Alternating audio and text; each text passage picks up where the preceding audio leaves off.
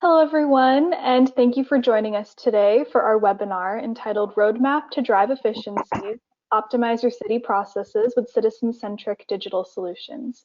Before getting started, I just want to go through some housekeeping items. You are all in listen-only mode for the webinar. If you have a question, please raise your hand in the control panel or type your question in the chat box. We will answer the questions as appropriate during the webinar, or we may hold some of them to the end. We did also receive a few questions in advance that we'll address during the Q&A portion. Thank you for sending those in. We are recording this webinar and we'll post it on the Mazik Global website under the Resources tab under the Webinars section. It will be posted within the next 2 business days, and we'll send an email to let you know when that is complete. In terms of our agenda, we'll be covering these main points as well as a demo. And now I'd like to introduce our presenters. We're thrilled to have as our speakers Peter Lane, Vice President of Client Engagement at Mazik Global, Aaron Frank, State Local Government Account Executive from Quisitive, and Dan Meindertsma, Solution Architect from Mazik Global. Thank you for speaking today and sharing your knowledge. And with that, I'd like to turn the webinar over to Peter. Thank you, Nellie. It's greatly appreciated. We're excited here to talk to everybody today because the digital transformation is taking place out in the marketplace. It is being accelerated by a lot of different factors that I think we're all experiencing. We've all experienced in the last year, and we're feeling these things as they come along. But what does that digital shift mean? What does it mean for your organization? Those are going to be real challenges that you have to address. And I think that that's what we're going to be talking about here today, and how you can do that through technology while keeping up with other organizations. Perhaps it's your specific department, perhaps it's your city or county where you're actually experiencing the stress that has happened over the past year. What we've noticed in the marketplace is that many organizations are feeling a shift from a huge influx of population into their communities. And that influx has put stress upon the housing market as well as demands upon your organization. In addition to that, they're experiencing the demands that when these citizens are in your community, they're expecting the same level of interaction with your organization, with the government, that they had at perhaps a previous much larger city or county. And it's all these different stressors that people are experiencing. So how can you engage your citizens and deliver the services that your community feels? How is it that you can upgrade your platforms in order to be able to deliver better and much better services? So all of these stressors are happening all over the place, which is what we're reflecting here. So how is it that we take those stressors and smooth them out and make them something that you as an organization can handle as you continue to want to grow and provide those types of services across your organization? That's the digital transformation and the platform we're going to be talking about here today and demonstrating and smoothing those things out, engage your citizens, optimize your operations, and transform your city into the future. And we do that through a platform that we're going to be talking about here this afternoon. And we're going to be showing you those things and how this can go through many different services for your organization. So definitely think in terms of the platform out of the box and the services you want to deliver as an organization. So with that, what I'm going to do is turn it over to Daniel and let him go through the presentation for you and how you can simply do this and do this on your own within the box you have with regard to budget and technology. Daniel? Thank you, Peter, and welcome everybody. If Nellie, you could please make me the presenter, I will then share my screen.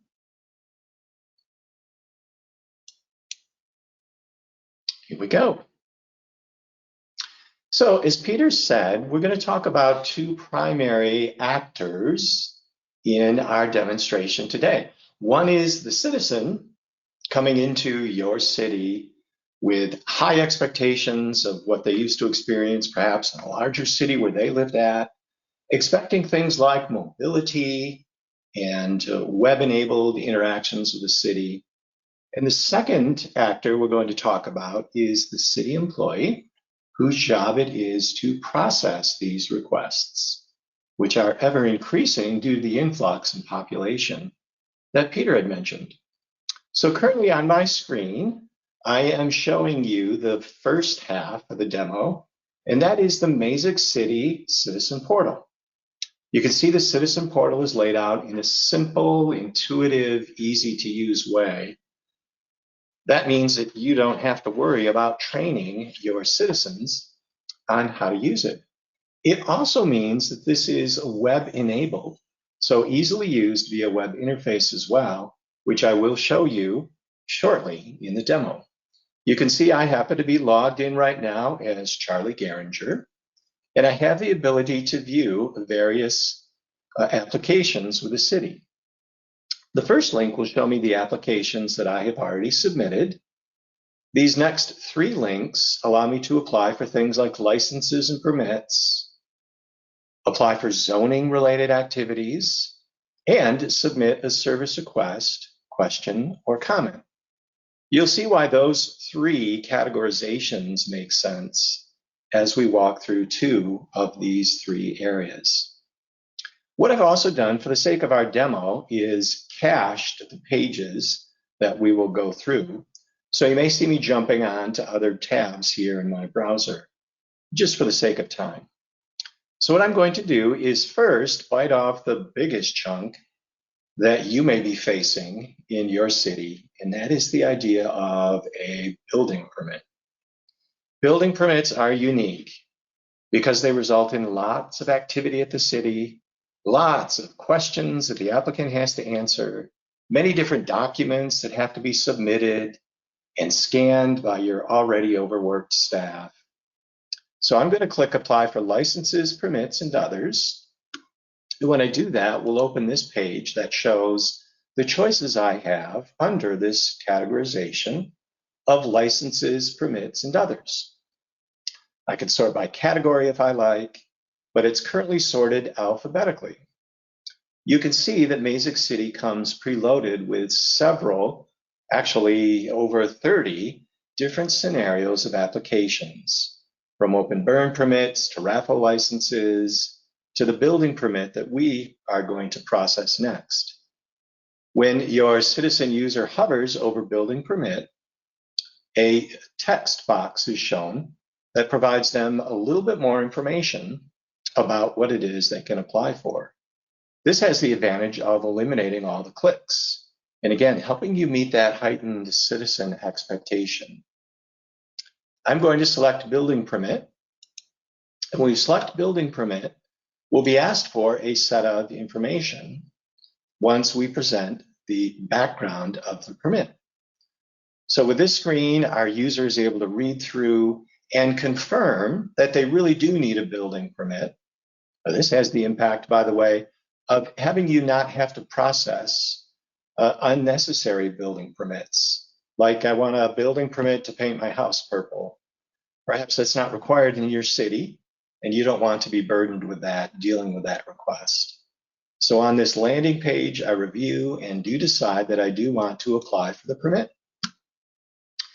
The next page that will open for us is what you might call the attestation. So as you are all aware, building permits could be applied for by 3 primary individuals: the owner, his or her appointed contractor, and in some lesser cases, someone who is leasing the property. So by default, I'm Charlie Garinger, I'm logged in. Because I've created an account through the Citizen Portal, it understands the address. It does allow me to search for other addresses if I'm associated with them in the Citizen Portal. I need to complete this attestation saying that I own it, lease it, or am a sub or contractor. I'll say that I own the property. It has captured me as the owner. Tenant is not relevant in this circumstance, and I'll click Submit. Now, what's happening behind the scenes once we click Submit is a case is being created in what I'll call Mazik City. So there's 2 primary applications that work together. I'm showing you the Citizen Portal right now. Mazik City will be what the city employee is going to use. So right now, a case is already created in Mazik City, but it's marked in a special way where the city doesn't see it and it doesn't appear on their list of things to work on because it's not complete yet. Again, that has the impact of having you guys not have to work on applications and spin your wheels on things that are incomplete. Now, out of the box, Mazik City comes with a number of different types of building permit. So remember, I said I want to do a permit, I want to do a building permit, and now the third degree of categorization is, what is it that I'm doing? And why does this matter? This matters because we are going to automatically create activities that city employees have to do based on what I select here. If, for example, I select that I'm going to do a demolition, perhaps I won't need a final electrical inspection.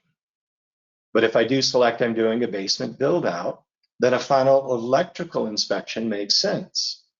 So again, we're helping the citizen navigate and helping the city focus on what it is they need to do.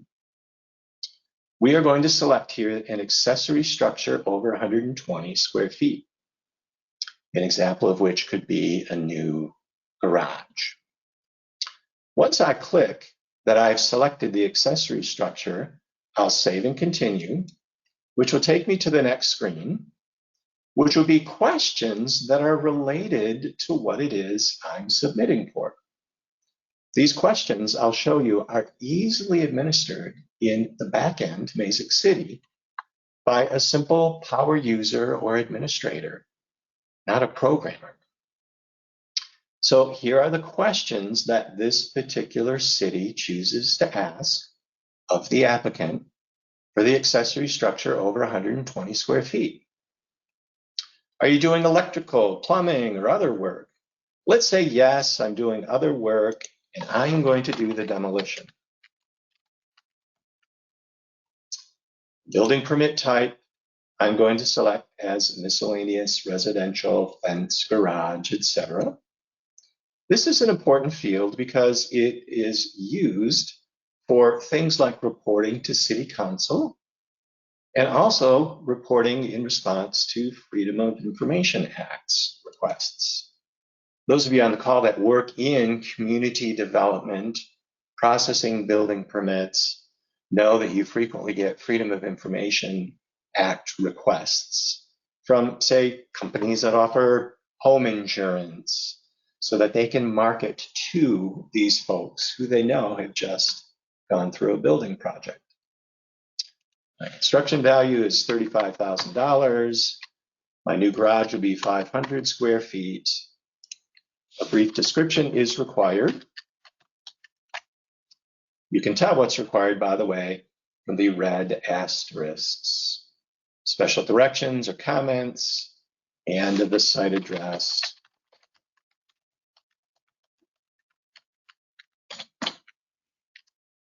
I'm going to save and continue, but before I do that, let's recap what I've done so far.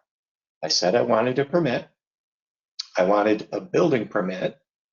I wanted it for an accessory structure, a new detached garage. I've answered the questions. What else do you think we need to know? We need to know about the contractor, and the city also requires you submit some documents. So when I save and continue, I'm going to be navigated to the next page. On this page, I can select from a list of contractors registered with the city the contractor I'm going to be using. So I'm going to pick here a contractor. Let's just call it AA Electric, who is the first choice there. And this particular contractor is my general. When I click Add New, we've just piled on another piece of relevant information that's going to be available to the city right at their fingertips. And that is, who's your contractor? And since the contractor's in the city system, I'll be able to zero right in as I review that request and look at the contractor, see if they have licenses, see what other projects they've worked on, and see if any issues have been raised with that contract. The final page in our application process is where we need to submit documents. So here's an area I think that's going to have a tremendous impact on all of you at your respective cities. And that is, oftentimes people will come into your office with armfuls of paper, rolls of documents, reams of things that your city knowledge workers have to spend their precious time photocopying, scanning, filing, and microfiching. The paradigm is shifting now to where we're expecting the applicant, and with a building permit, often this will be a contractor who has this ability, to submit these documents to you electronically. So for an accessory structure, this particular city requires a bond, a completed electrical registration application, and drawings for projects, and a plat of survey. Your city may vary, and I'll show you at the end of the presentation how easy it is for just a simple administrator to change what is required. When we click on a bond, say accessory structure over 120 square feet, we open an upload document page here, to which we have just a familiar interface. I'm going to click add a document. The city requires I name it, date it, say who the preparer is, and the number of pages. I can then browse to the file. I have some files here laying around in my downloads. Pick drawing for projects and click submit. I won't fill in all of this information, but again, I want you guys to think of the impact this will have where the applicant is submitting all of the documentation. Once we click on submit, the application will be complete. And I, as Charlie, have the ability to click on my applications and see that I've submitted here a building permit. I've actually submitted a couple as I've been practicing. So I think, let's look at this tab next. What I want to do next is transition away from the Citizen portal and look at what's happening now in Mazik City, which is the application that our city employees are working with. Here is the case that was created. You might remember on the previous screen that we have a number 1277. The naming convention is very unique in Mazik City and allows you to quickly navigate to various and different applications. BP obviously is the mnemonic for building permit. So you can imagine if you're seeing a list of dozens or even hundreds of cases, you're able to very quickly see in that list which ones are for building permits. This is the calendar year 2021, and this happens to be the 277th such building permit that has been applied for in this calendar year. So that also helps you know how many that you're looking at so far in the year. We see that it's a building permit with Charlie Garinger for an accessory structure over 120 square feet.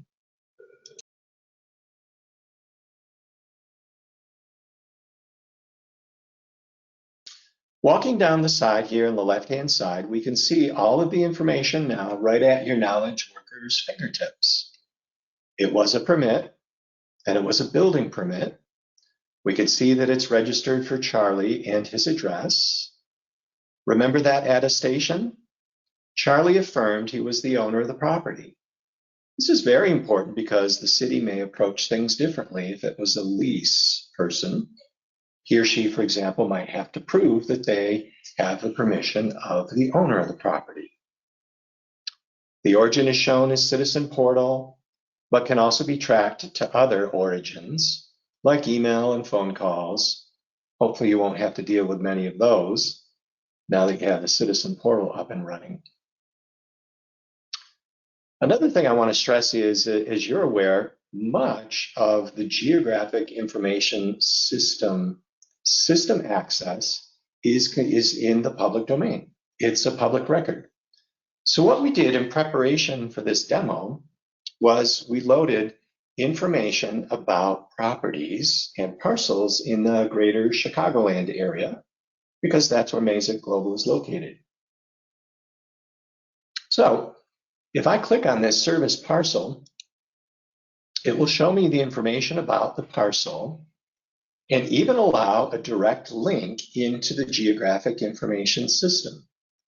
You can see that this particular parcel, which again was publicly sourced, has a zoning district, a lot number, potentially a subdivision, an accurate mailing address. It even has a latitude and longitude.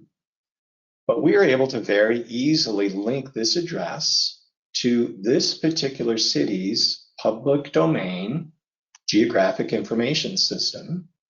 This happens to be in a suburb of Chicago called Warrenville. And so your knowledge worker is able to see the property, zoom in and out, understand its general location, see how it is zoned based on the color codes of this particular city. And think about how powerful that is also for your inspector when he or she is dispatched to complete, activities that they have to take care of there. So let's return to the case, paging backward here. So we've talked about the parcel, all of the identifying information. Let's look through the center here of the case. You can see that this case has approvers that have been automatically created. We have Chris and Pratik and Shivani as approvers of this case.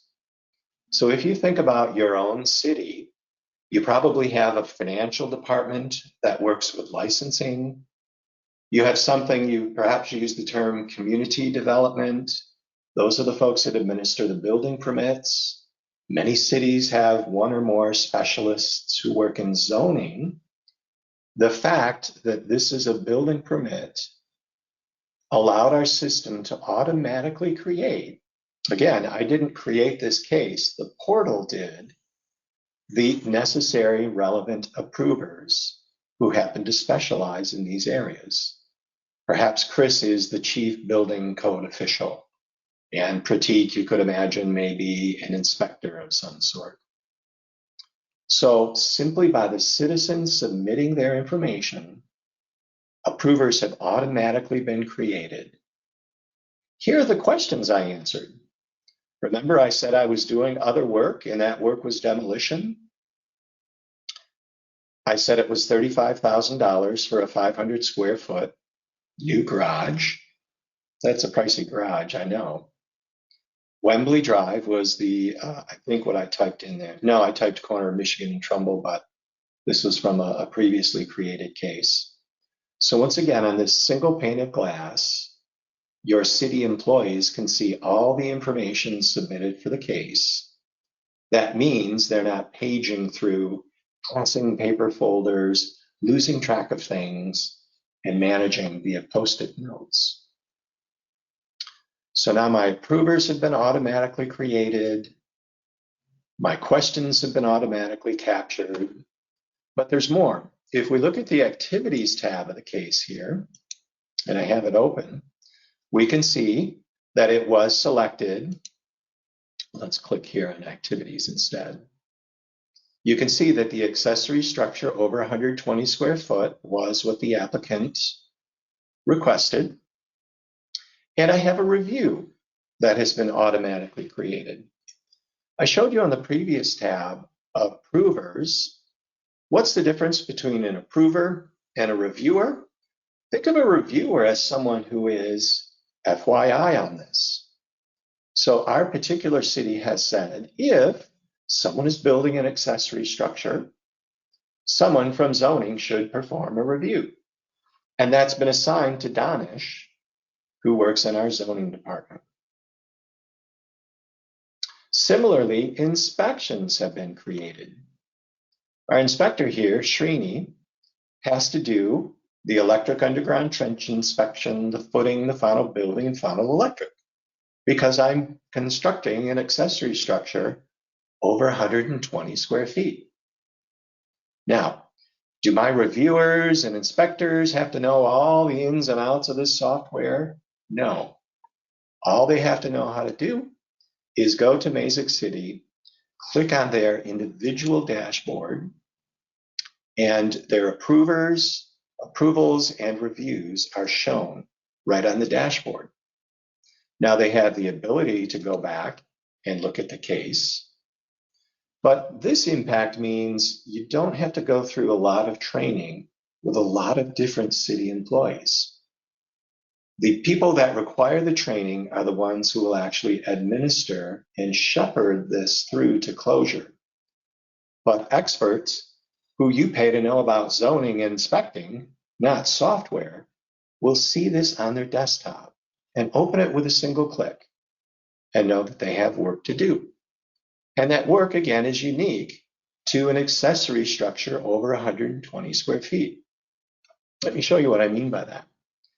If we were to add to this basement build out, so we have a garage and a basement, and set that to yes and save it, a new page will have opened showing that to yes, and look at what's happened under inspections. Now I have the 4 inspections that I had before for the accessory structure over 120 square feet, but I also have to do rough framing, mechanical, etc. through final building on the basement build out. So you can see that a simple selection of what we call work type automatically creates all the inspections that need to occur and any reviews that need to happen. Now, the final thing I want to show you here is the documents. You might remember that we had to upload documents. So had we done that through the course of our demo, then simply double-clicking here would open that document record. That document record would show, and it's not available because we did not upload it, but it will show right at the user's fingertips the document. Maybe it's a Word doc, maybe it's a PDF. So imagine the impact to your team to, again, not have to look through all paper, but instead to be able to see the electronic copy of what was submitted as they go through their review. Before we leave the case, I wanted to show you one other item, and that was, we've been through all of the activities, but what we haven't covered yet are fees. Again, not to overstress this, but if the system knows you're doing a permit, that it's a building permit, and that it's an accessory structure, the system should know the fees that have been associated with that project. And sure enough, it has automatically created these fees. My total right now is $266, and that is comprised of the various fees that are shown on this page and one other page. So if you have the responsibility of reviewing this financially, think of these fees as being the suggested ones that typically go with the accessory structure, but you have the ability to select these and delete the ones that are not relevant. You also have the ability to select certain ones. Let's say I'm going to impose the cash bond fee and the electrical base fee and click Generate Invoice. Clicking Generate Invoice will result in an actual invoice being generated, and it will also result in a synchronization with the city's financial system to create a receivable against this account. Now, if it's your job to issue this building permit, you need to know, have they done a payment? And if so, how much? So we have the ability, and think of this again as making it simple to use. You might be thinking, wow, processing this case is a big deal. But you have an administrator, and it's typically his or her job to move this through a process unlike, say, your zoning expert or your inspector. They need only go through each of these items and check off these tasks. Is the application complete? Is it viable? We just talked about finances. Have the payments been received? And if so, what is the amount? So if you're worried about training these process managers at your city, rest assured that once they've been through training, these type of visual cues help them remember the various steps they have to go through before they can actually issue this building permit. Now, before we leave the building permit, there was one other item I wanted to show you. Again, we've been through all the information about the contact. Our approvers were automatically created. We captured the answers to the questions. We captured all their documents. We know the reviews and inspections that have to happen, and the fees have been assessed. Now we want to actually generate the building permit and issue it to the applicant. Mazik City comes preloaded with Microsoft Word templates. I believe there's over 30 of them now that allow you to quickly generate Word documents and PDF those to issue to your applicants. What does that mean? That means that you don't have to have these documents laying around. Excuse me. You don't have to generate them by hand. They're generated quickly, but equally important, they're generated perfectly accurate relative to the information that's provided. So we're not going to say to James or Jane, get me a building permit. She or he is going to have to find a Word doc, overwrite the previous details, oops, enter the wrong amount or the wrong address. No, these documents are generated definitively directly from the data in the system. I actually have one that I generated prior to this demo for this particular accessory structure over 120 square foot. None of this information was entered by hand. So we know it's accurate and quick to generate. The permit number, the fact that it's an accessory structure, when it was issued, here's our man Charlie and the AA electric contractor he's using. We have the official seal of the City of Anyville, Department of Community Development. And we can even add on multiple pages the fact that certain inspections are required. So I'll remember when I post this at my window or construction site that I need to call this number here, schedule an accessory structure over 20 square feet, my trench, my electrical, my footing, and my final building. Now I, as the resident, probably haven't the faintest idea what these are, but I do know I have to call. I'll provide my number, and the city will see that these need to be completed. Just checking my list right now. We've run through all of the Mazik City items. I did want to show you a little bit of the maintenance. Don't want you to leave this call thinking that this is going to take years to implement and it's difficult to learn or to maintain. Let me go back on my summary tab to the activities, beg your pardon. Remember, every time an accessory structure over 120 square foot is created, I have to have certain reviews and inspections. Where do those come from? Let's take a look at the maintenance window inside of Mazik City. Now I'm in maintenance. I'm probably a trained administrator at your city rather than your average end user, but I can see these are the active actions. And if you remember, the work type that we had was an accessory structure over 120 square feet. Lo and behold, here are the actual actions that will get created whenever this case is created. Remember these inspections? Trench, building, electric, footing. Remember that a zoning review had to happen? Now let's say the city council suddenly passes a new resolution that says Well, let's make something up. Your construction site has to pass a COVID preparedness inspection.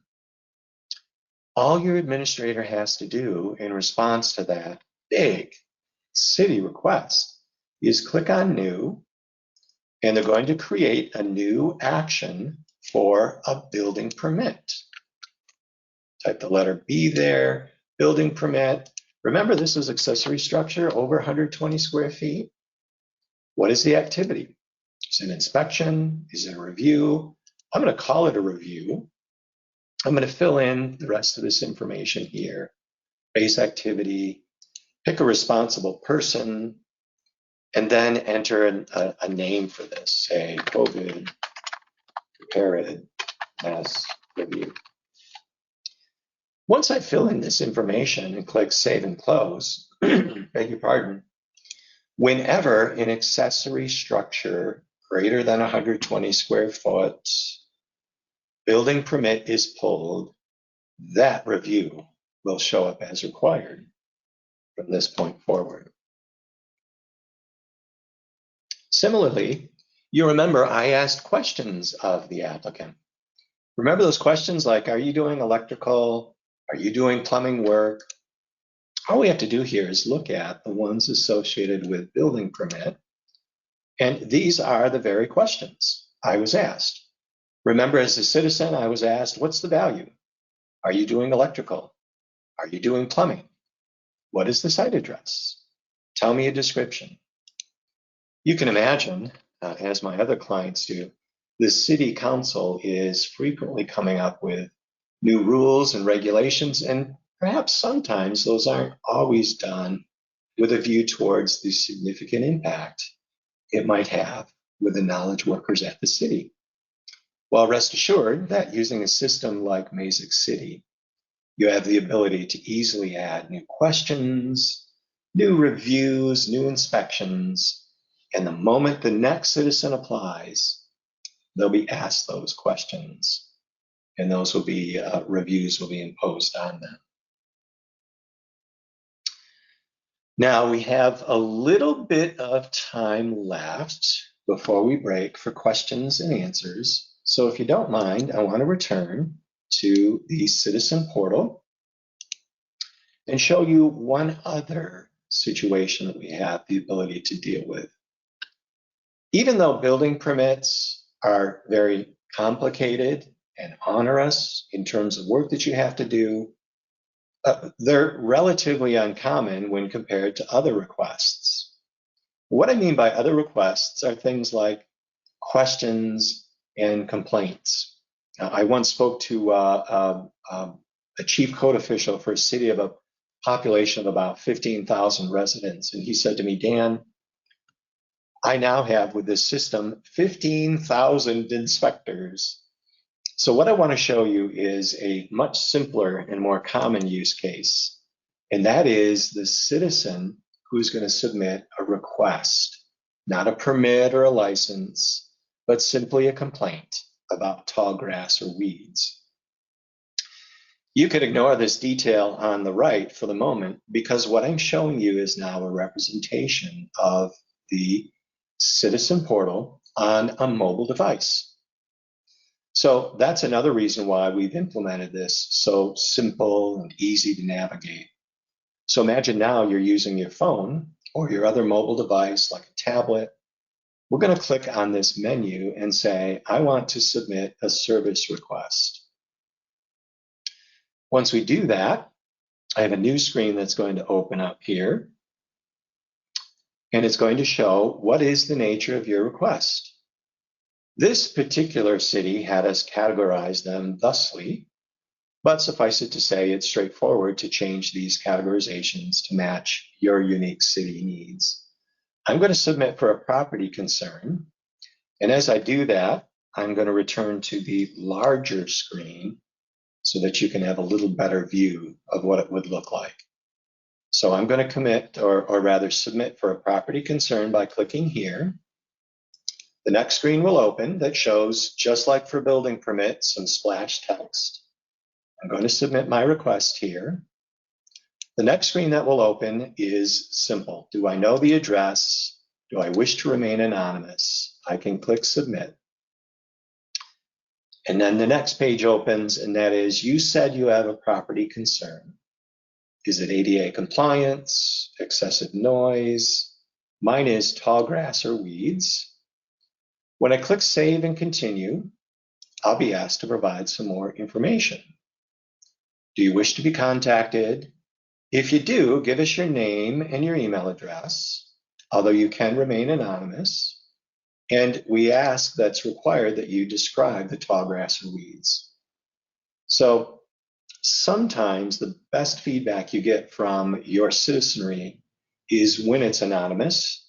And I know that has pros and cons, but I did want to point out we have that ability to capture true, meaningful impact.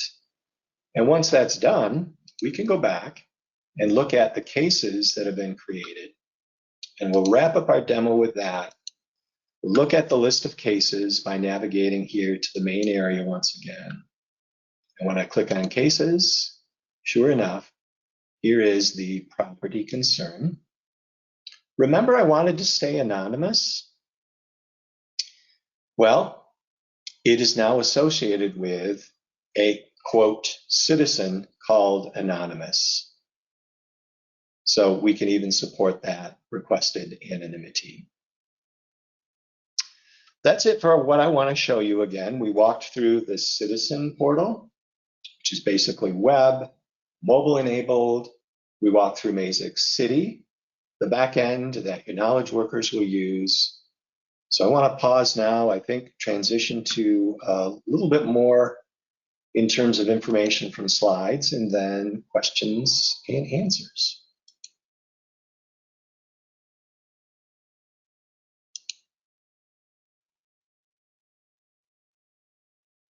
Thank you, Dan. This is Peter jumping back in. Really appreciate it. I think we're going to pull up some quick slides and answer some questions. Really appreciate everybody's time here this afternoon, this morning, whatever part of the country that you are in.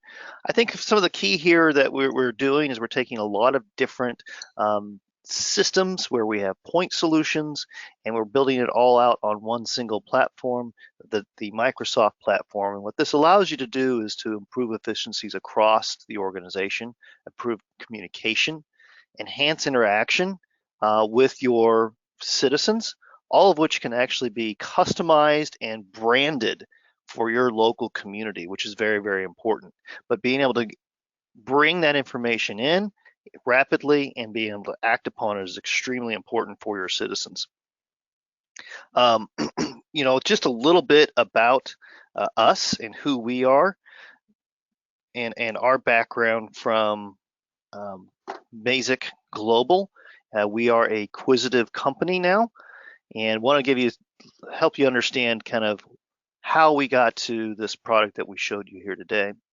Mazik Global, which was just recently purchased by Acquisitive, was founded almost 18 years ago by three gentlemen who actually came from the Microsoft background.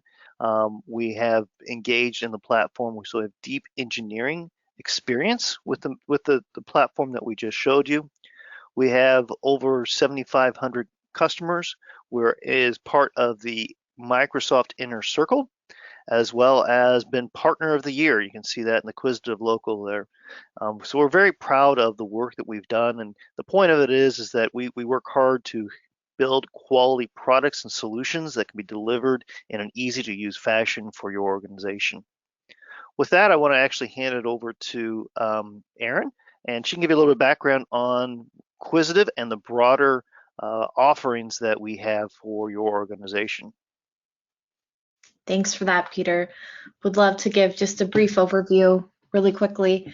So I'm kind of just gonna talk to this slide a little bit and then move more into the next one. But just some background on Acquisitive. Acquisitive has been on this journey with Microsoft for over 25 years now. Our mission really is to become the premier national solution provider across all of North America.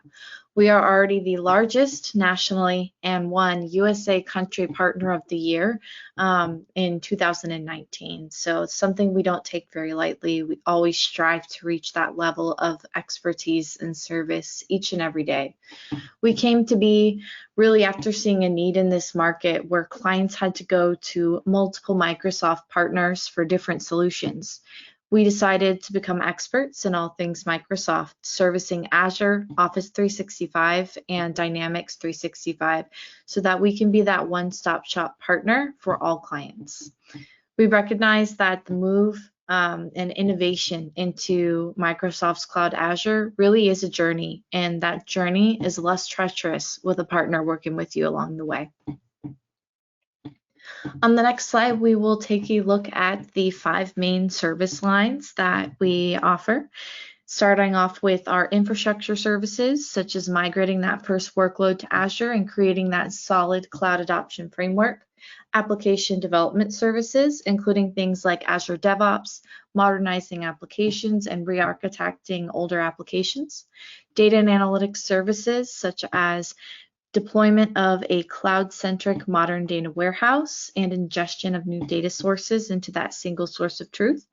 Modern workplace services, ranging from M365 implementations, organizational change management in Microsoft Teams, and last but not least, business applications, including Dynamics 365 CRM and F&O implementations, and employee management solutions.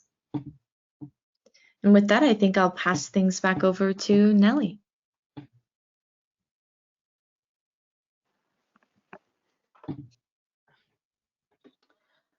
All right, thank you, Dan, Peter, and Aaron, for sharing your knowledge and expertise today. There was a lot of information covered today.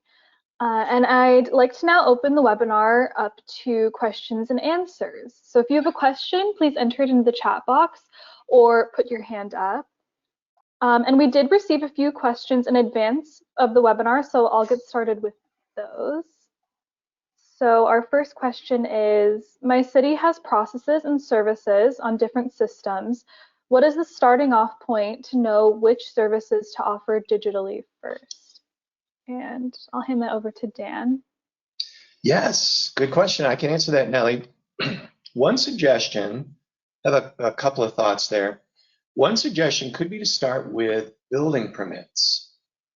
The reason I bring those up is it's typically a dedicated function with a specific team and definitely offers a lot of bang for your buck.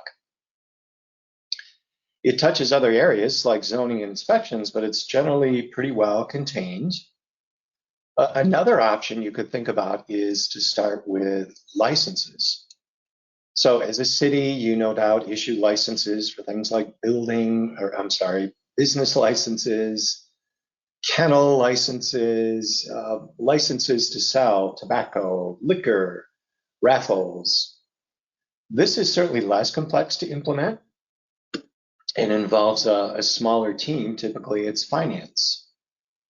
And another reason why licensing comes to mind is that the demand for licenses is rarely overwhelming, like building permits, which are very seasonal.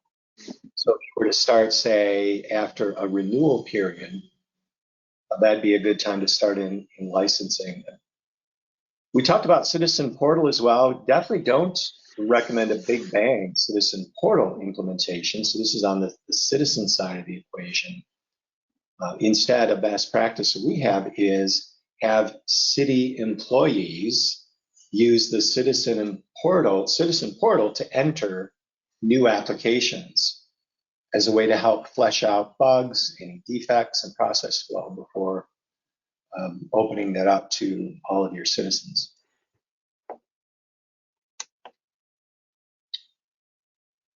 Great. And then another question for you, Dan. How do I assure citizen adoption of digital services? Is it best to offer legacy and new services together and then cut over, or is it best to jump to digital?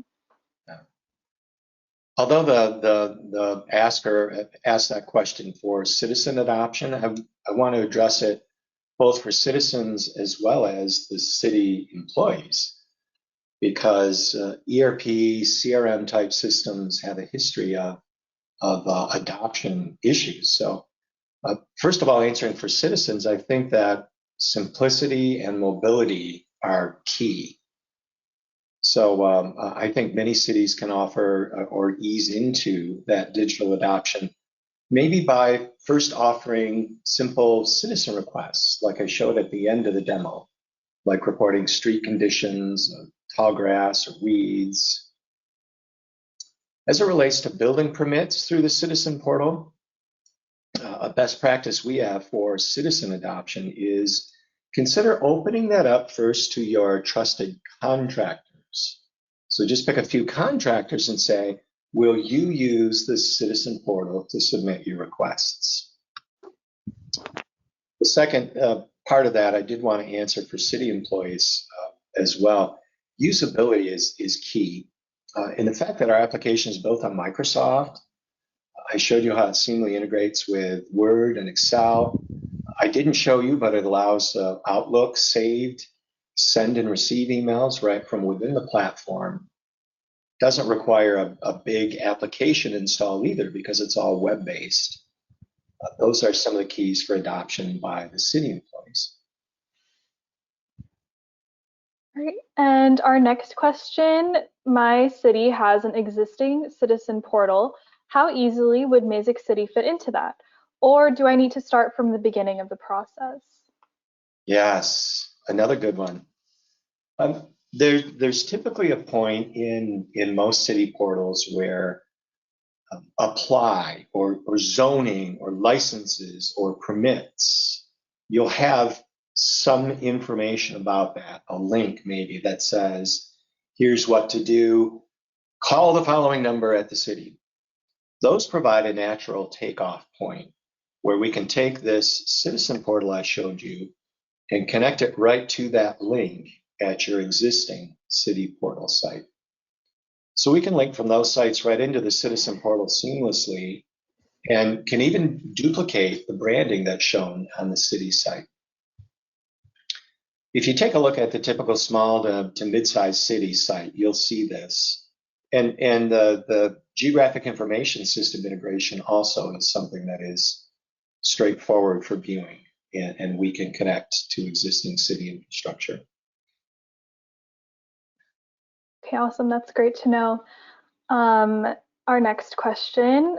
I know every city is different, but is there an average training time or learning curve for my city employees to understand the new processes that Mazik City would create? I should probably take that one too. And then we should get one for Peter. But as a Microsoft-based product, we find that users quickly come up to speed on using the new system. Also, our approach of using, remember how we had activities like reviews and inspections? Our approach of using those allows the administrators to quickly come in and out of the system. So if you work in zoning and you're thinking, wow, I don't want to learn all this new, do you know how hard zoning is already? Well, all you have to do is go to your desktop, your dashboard in Mazik City, and you'll see the zoning activities that you can open and work on.